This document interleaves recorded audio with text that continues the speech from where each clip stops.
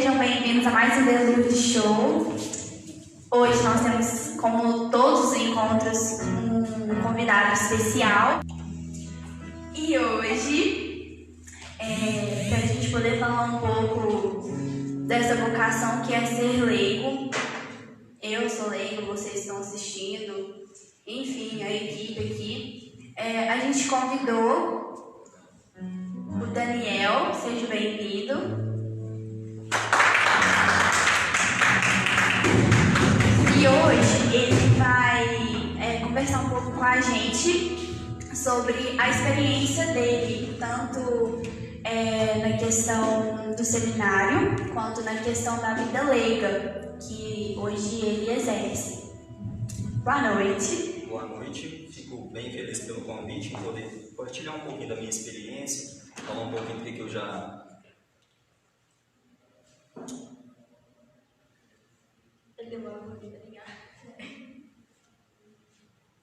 Para me falar um pouquinho da minha vocação, do que já passei no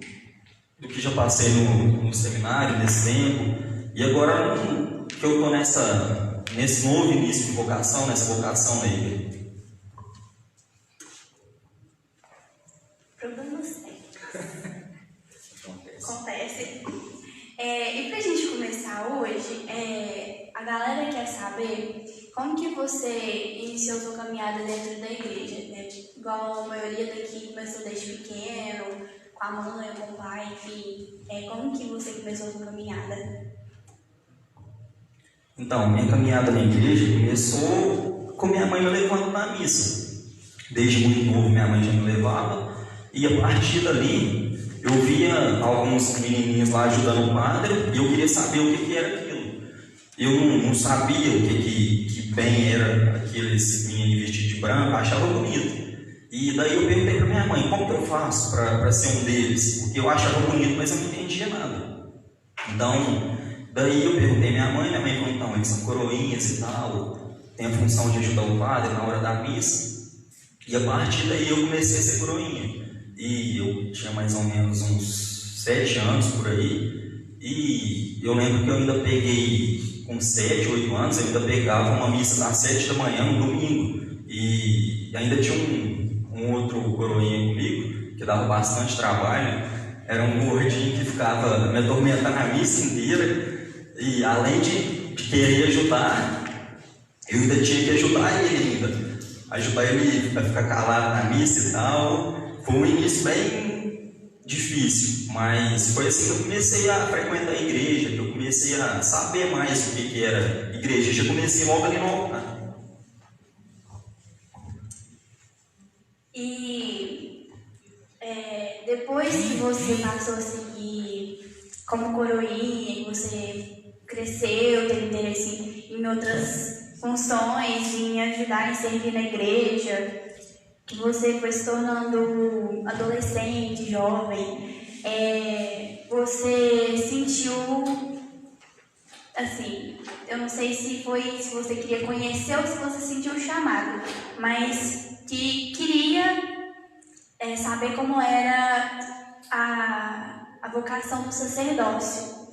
E eu queria que você contasse pra gente, Daniel, como que foi essa, não foi nem a experiência, mas como que você sentiu? Não, agora eu quero conhecer como que é ser um padre, como que é ser um sacerdote, eu quero experimentar e ver se é isso que Deus quer para minha vida. Como que foi? Então, eu falo muito que Deus usa de pequenos sinais na nossa vida e a gente não percebe. A gente tem um costume só de, na maioria das vezes, só rezar na parte da noite, na hora que a gente vai deitar, mas a gente esquece a outra parte do dia. E o meu chamado foi um pouco assim. Eu percebi que foi uma coisa bem simples mesmo na minha vida. Foi mesmo sendo coroinha. Um ex-padre da nossa paróquia, São Vicente Ferrer, o padre Zé Luiz, na época, antes de uma missa, ele virou para mim e me perguntou: você tem vontade de ser padre? E eu, bem rápido, respondi: claro que não. Você é padre? Que isso? Só que a partir daí, aquela pergunta ficou na minha cabeça e aquilo ficava me intrigando. eu não queria, só que a pergunta não saía, como se todo dia uma voz me perguntasse aquilo. Você quer ser padre? Você quer ser padre? Então, a partir daí, esse pequeno sinal mesmo na minha vida, eu fui e pensei assim, quer saber, eu vou procurar como que faz para ser padre, por curiosidade mesmo. Então, pesquisei na internet, dei uma olhada como era o seminário, e já logo de cara já peguei o contato do seminário aqui perto, Seminário de Lavras. Daí eu peguei um contato deles e marquei de ir lá para conhecer. Mas então, resumindo, meu chamado foi a partir de uma pergunta, uma coisa bem simples mesmo, que na maioria das vezes os chamados são a partir de pequenos sinais. Não precisa a gente esperar uma aparição de Nossa Senhora falando, nossa, você vai ser padre. As coisas não acontecem assim. Isso acontecia, já aconteceu, mas na nossa vida as coisas são diferentes. Mas o meu chamado então foi assim, a partir de uma pergunta, e aquilo ficou em mim e gravou no meu coração. Achei engraçado você falar que não acontece uma aparição de Nossa Senhora, ou que, por exemplo, Jesus Cristo desce do céu para falar, olha, você vai se tornar padre, você vai se tornar uma irmã. Porque se a gente parar para pensar, a nossa vida, a situação que a gente vive hoje é muito diferente. Às vezes, se for analisar, uma pessoa de hoje não teria a maturidade para poder, às vezes, digerir uma aparição de Nossa Senhora, ou seja lá, de algum santo. Então, realmente, assim, nas pequenas coisas que Deus vai falando com a gente. E a gente sabe que você deu o seu sim ao chamado de Deus para a sua vida, iniciou a sua caminhada sacerdotal, indo para o seminário. Como que foi a sua experiência durante esse período de conhecimento, de adquirir um pouco mais de sabedoria e também, igual nós que somos leigos, a gente não tem, eu já comentei em outros encontros, a gente não tem, assim, digamos que uma visão tão abrangente, assim, de como que as coisas de Deus são, assim, a fundo. Como que foi para você ter um pouco desse conhecimento, assim, de poder ver mais além do que a gente costuma ver na Santa Missa ou em projetos? Então, na verdade, isso eu vou contar um pouco da minha experiência mesmo, como eu entrei no seminário. Foi então a partir dessa pergunta que eu coloquei isso no meu coração, querendo conhecer mais o seminário, e a partir daí eu comecei a fazer um acompanhamento vocacional. E na época até mudou, a paróquia São Vicente de Ferro mudou de pároco. Saiu o padre Zé Luiz e entrou o padre Aurélio na época. E então eu comecei a fazer um acompanhamento vocacional, só que para entrar no seminário eu já tinha que ter concluído o ensino fundamental. E na época eu não tinha concluído ainda. Porque depois dessa experiência que eu fui conhecer o seminário pela primeira vez, eu já voltei querendo entrar. Só que as coisas não acontecem bem do jeito que a gente quer. Então, eu queria entrar de qualquer jeito, só que tinha que concluir o ensino fundamental. E na época eu estava no 8º ano ainda. Estava no meio do 8º ano. Então eu comecei a fazer o acompanhamento e daí eu comecei a perceber que as coisas estão sempre no tempo de Deus, não no nosso tempo. Muitas das vezes a gente não sabe esperar as coisas, né? A gente quer tudo na hora ali. E só que eu fiquei com um pouco de medo. Eu fiquei assim, nossa, mas será que se eu esperar daqui 1 ano e meio para mim entrar, será que essa vocação minha não vai acabar? Com coisa que se fosse uma coisa que acabasse tão fácil assim. E então, fiz o acompanhamento. Fiz 2 estágios vocacionais aqui na cidade de Lavras, no Seminário Leonista, e a partir daí, no ano de 2016, em janeiro de 2016, eu entrei no seminário. E já no começo, aqui, no primeiro ano do ensino médio, já peguei uma mudança de reitor no seminário, que na época entrou o padre Ronaldo Nery, e era tudo novo. Por quê? Longe de casa, longe da minha mãe, longe de tudo, completamente diferente, uma casa muito grande. E eu fiquei bem assustado com aquilo, porque tudo que a gente larga, todas as coisas boas que a gente deixa, a gente vai achar ruim, né? Então, os 3 primeiros meses, para mim, foram os piores meses que eu tive, porque eu queria ficar, mas eu queria ficar perto da minha mãe do mesmo jeito, eu não queria deixar minha mãe. E na época, nem celular a gente não podia ter. Aí você imagina o que era ligar para casa. Para ligar para casa lá dentro tinha um orelhão, só que no orelhão fazia fila para ligar de seminarista. Aí o que dava para falar? Dava para falar 15, 20 minutos mais ou menos por aí em casa, o final de semana. Então, a partir daí que eu fui conseguindo distanciar da minha mãe, sair um pouco da asa dela. Adaptar, né? Isso. E então, no primeiro ano, esses 3 primeiros meses foram os mais difíceis, mas depois eu fui me acostumando, fui criando laços de amizade, foi ficando bom aquilo.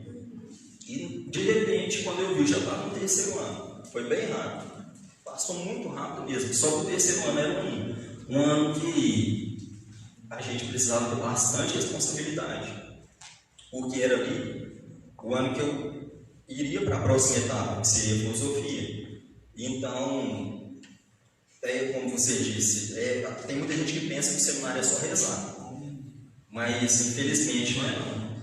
Porque se fosse, era bem mais fácil.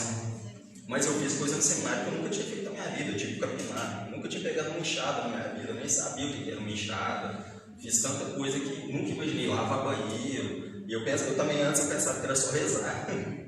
Mas todo mundo que está aqui fora, assim, né? Mesmo que às vezes não admite para ninguém ou para si mesmo, no fundo pensa que seminário para padre, para irmã, qualquer coisa assim, é só a gente chegar e rezar e fazer voto de pobreza e largar tudo e pronto. Mas é uma experiência muito diferente, né? Isso. Mas então, aí eu no 3º ano, meio naquele medo de não ser aprovado para ir para a próxima etapa.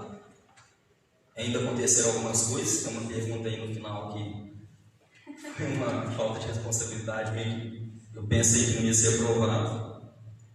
E daí então o padre chegou na gente e eu acho que a minha turma tinha 7 pessoas, eu acho que foram 5 aprovados e 2 não.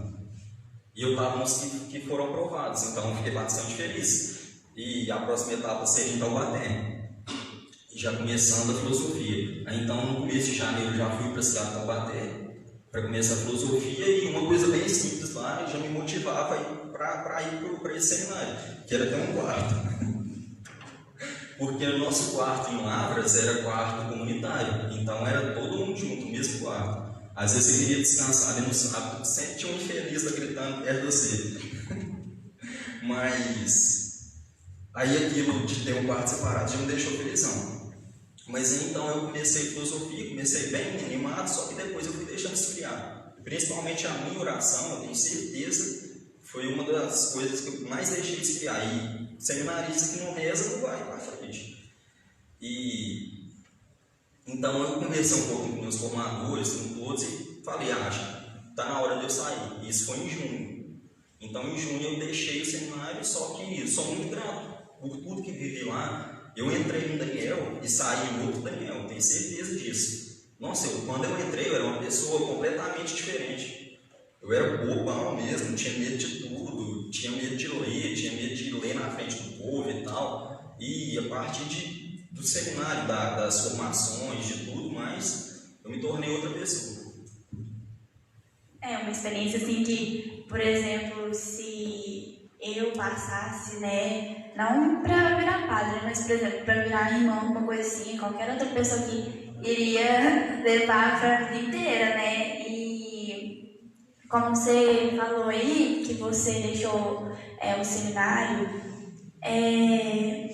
por que, assim, eu acho que meio que você já respondeu isso, mas por que você decidiu deixar esse caminho e não às vezes pensou, mas às vezes se eu mudar minhas ações, alguma coisa assim, eu vou conseguir levar essa vocação até o fim? Por que você realmente pensou e às vezes eu acho que você chegou até mesmo a orar e perguntar mesmo para Deus se era realmente isso que Ele queria para você. E por que você decidiu, não, agora está na hora de parar, eu já vi o que eu tinha que ver, já vivi aquilo que eu precisava e não é isso que eu quero para minha vida. Por que, assim, digamos que de uma hora para outra você voltou? Então, eu confesso que foi uma coisa que eu fiz bem errado mesmo. Porque já no começo do ano, eu estava bem dividido, estava com o pé no seminário e o pé fora. E isso devido à coisa de fora do seminário. Eu comecei a ter um relacionamento com uma menina, a conversar com uma menina fora. E a partir dali, eu comecei, por quê? Você está no seminário, você fica bem carente. Por não ter ninguém ali sempre perto de você. Tem casa, você tem sua mãe, você tem sua família.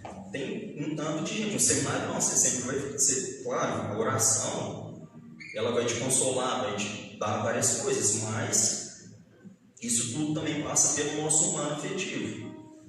E a partir disso, então, comecei a conversar com uma menina fora do seminário, isso em janeiro, por aí. E eu já estava com um pé dentro e um pé fora do seminário.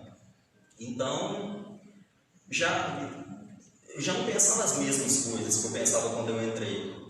E a partir daí eu comecei a conversar com meus formadores e perguntar a eles, eu saio, eu fico, e eles sempre falavam, olha, não faz as coisas sem pensar. Só que, em junho, a última conversa que eu tive com o meu formador, ele disse, não sai agora. Só que, não sei o que aconteceu, que deu na minha ideia, queria sair de qualquer jeito. Hoje, você se arrepende dessa decisão? Às vezes, se você tivesse a oportunidade de voltar, se algum padre ou algum conhecido seu, algum amigo que você deixou por lá, chegasse e falasse, olha, Daniel, eu tenho agora a oportunidade para você voltar e você vai conseguir ser um padre, um sacerdote, você voltaria? Você se arrepende de ter voltado, de não ter continuado? Ou não, é essa decisão e você se sente feliz com aquilo que você decidiu para si mesmo e até mesmo para o futuro das pessoas que estão próximas de você? Então, não me arrependo de ter saído, mas me arrependo de ter saído na hora errada. Eu acho que não era a hora de sair. Então, eu acho que foi muito precipitado, sabe? Não pensei aquilo.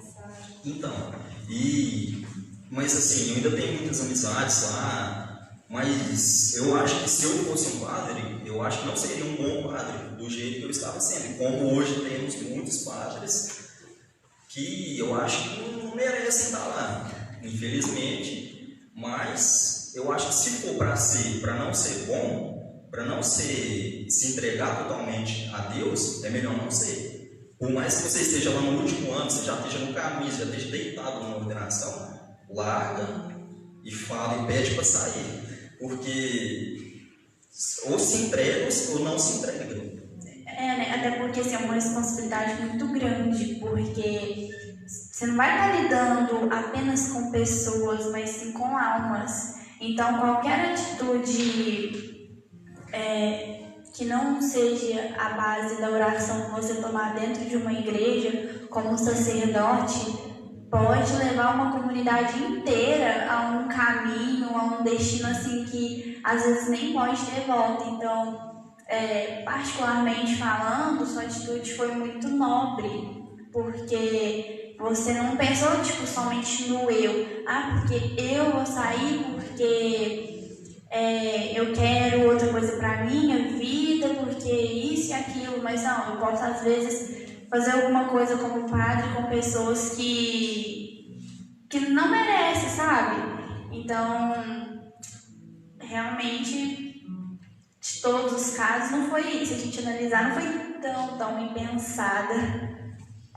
E depois que você deixou o seminário, você continua a sua caminhada na igreja, participando de alguma pastoral? Se te pede ajuda, Daniel, a gente está precisando de ajuda no encontro. na missa aqui, para fazer uma leitura, alguma coisa assim, você sempre está presente ali, você sempre dá seu sim quando você pode, procura sempre estar na vida de oração e fazer tudo que você pode para retribuir assim, as coisas que Deus faz na sua vida? Sim, só que na questão de ajudar bem, estar bem presente na vida da igreja, eu deixei isso esfriar bastante, até que quando eu voltei, eu fui catequista. Então, no começo, eu me entregava bem, mas aí depois fui deixando ele esfriar. E hoje, eu tenho minha vida de oração particular, mas ir à igreja mesmo, vou só na missa dominical e me confesso e tudo mais, mas participar, ajudar algum grupo, algo assim, isso eu deixei esfriar bem. Assim, né? Não é uma coisa que a gente devia falar tão normalmente, mas acontece. E antes da gente ir para os finalmente, eu vou ler agora para a gente os comentários do Facebook, que a galera sempre está interagindo aqui com a gente e deixando um comentário.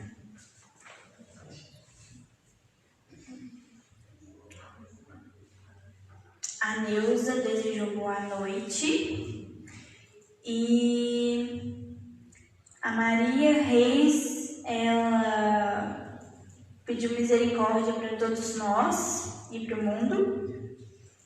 O diácono Flávio, ele desejou boa noite, um forte abraço e desejou parabéns por esse momento.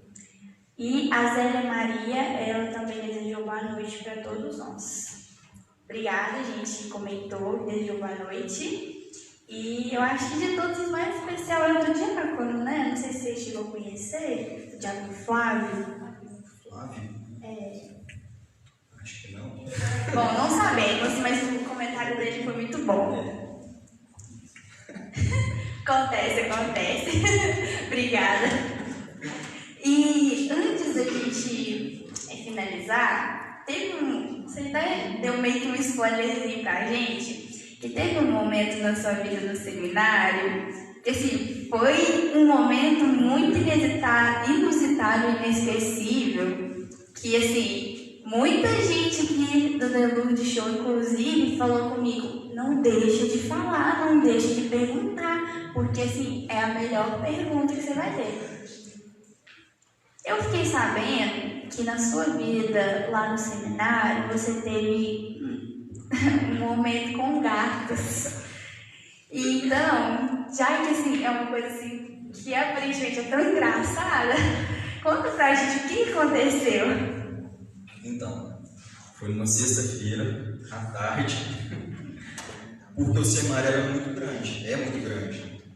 E em volta, a gente tinha que limpar o passeio do seminário, mesmo em volta de Lavras, tem muitas árvores, e principalmente perto do seminário, e caía muitas folhas. Então tinha um soprador no seminário, que era movido a gasolina, e eu cuidava dele. Então eu peguei esse serviço para fazer na parte da tarde, nessa sexta-feira, tranquilo lá, soprando as folhinhas e tal. Aí de repente vi 3 gatinhos passando assim, 3 gatinhos pretos, né? Bonitinho também, só que aí tinha um litro de gasolina perto assim de mim. Eu não sei se eu já estava com a cabeça meio ruim, não sei o que estava acontecendo, que eu fui e peguei esse litro de gasolina e joguei nos gatos. Só que eu pensei, esses gatos vão sumir daqui agora, né? Os gatos sumiu dali, os gatos entrou no seminário. Eu falei, Deus é justo demais com a gente, né? E eu acabei de fazer o meu serviço e lá entrando para voltar para o seminário. E quando eu lá entrando, eu já vi acho que eram duas moças entrando e perguntando se tinha visto alguns gatos. Aí eu falei, ué, eu até vi, mas eu acho que eles não entraram aqui não, né? Não sabia. E nisso eu vi o frater descendo. Aí o frater já foi me chamando no canto e falou, você vai ter que dar um banho naqueles gatos lá. Só falou bem bravo, né? Aí você imagina dar banho em gato. Aí eu fui peguei esses gatos, soquei eles debaixo de uma torneira lá, dei uma lavada neles boa, só para tirar o cheiro de gasolina mesmo. E nisso eu já estava morrendo de vergonha, né? E quem faz uma coisa dessa? Em sã consciência, quem vai fazer uma coisa dessa? Aí daí o frater foi enrolando essas moças. Aí de repente Aí eu acabei de dar banho nos gatos. Aí ele foi, entregou, devolveu os gatos para ela. E nisso, o nosso reitor era o padre Anderson. E ele era um cara de postura bem firme mesmo. Ele bem, nossa, hoje eu tô uma fumada bonita, né? Foi dito e feito. Ele me chamou na sala dele e deu um tapa na mesa assim, não sei o que tem. Ele já pensou, Daniel, se o Ibama vem aqui, não sei o que tem. E falou um tanto de coisa. E nisso eu tremendo de medo já. E o pior não era nem isso. O pior é que eu estava no 3º ano, como eu tinha dito. E tudo que eu fizesse dependia para mim ir ou não para frente. Então foi bem difícil. Mas isso foi só uma das histórias do seminário. Agora imagina só se a gente te pergunta por que você jogou gasolina no gato? Não, mas ele me perguntou, só que eu falei, não sei, acontece. Porque eu tô pensando aqui, por que você jogou gasolina no gato? Até hoje eu não sei a resposta. A gente tem uma pergunta aqui da Rânia Emília. Ela perguntou, Daniel, como você se sente neste momento sendo convidado a falar para nós jovens hoje no The Lourdes Show? Eu fico bem feliz em poder dar essa minha partilha de vocação, porque eu também escutei muitas partilhas de vocações que me motivaram a ir para o seminário, até de gente que tinha deixado mesmo o seminário também, mas poder falar do que a gente já passou é sempre muito bom. É porque até assim, a gente pode, no seu caso, estar fazendo um bem para outras pessoas que provavelmente possam estar em dúvida, por exemplo, assim, quer seguir, não falo somente na igreja, mas em qualquer coisa assim na vida dela que ela se decide e não sabe bem o que quer, se vai, se não vai, se faz, se não faz. É sempre bom a gente ver pessoas como você que, de alguma forma, dá um norte, uma direção. Não, eu quero seguir isso, eu quero fazer aquilo, eu não quero. A Josiane Costa deu boa noite para todo mundo e os parabéns. E a Jaqueline Costa, ela falou assim, muito sábio, Daniel, Deus te abençoe. Para a gente finalizar, eu queria que você falasse para quem está nos assistindo, até para nós que estamos aqui, queria que você deixasse uma mensagem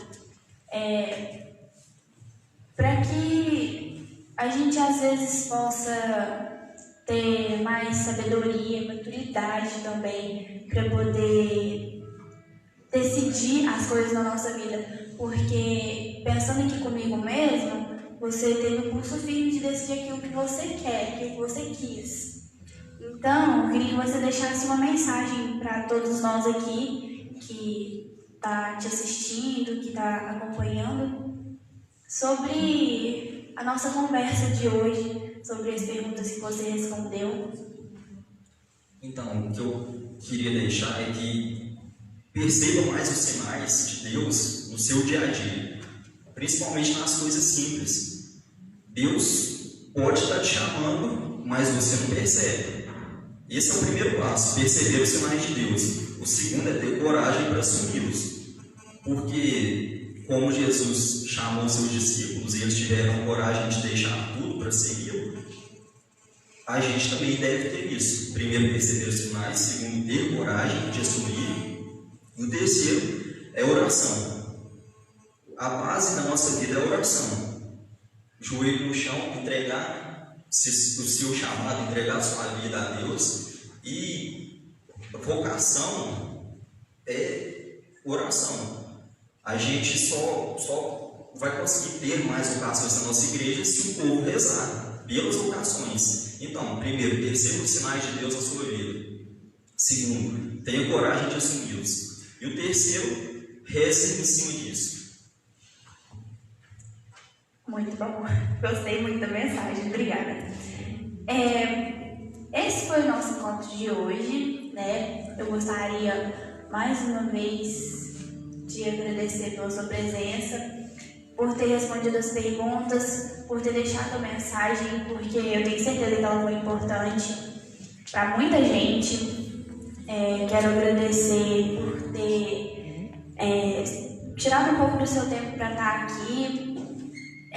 Nesse momento eu podia estar fazendo várias outras coisas, mas se disponibilizou para mim aqui, para conversar, para contar um pouco da sua história, da sua experiência para nós. Muito obrigada. Eu e o pessoal do The Multishow agradecem muito de verdade. Eu também fico bem feliz por isso, agradeço. E, como disse, vamos rezar, gente, principalmente pelas vocações. Bom, gente, esse foi o nosso encontro. Até semana que vem, na terça-feira, mesmo horário. Não deixem de compartilhar, né, sobre o The Multishow com outras pessoas, com os amigos, parentes, para que a gente, de certa forma, a gente está evangelizando. E é uma cara mais jovem, é uma linguagem mais, assim, descolada, por assim dizer, que é de fácil entendimento. Então, compartilhe com as pessoas que você conhece, com aquela pessoa que você acha que está precisando ouvir alguma coisa, toda terça-feira, às 8 horas. Até semana que vem e fiquem com Deus.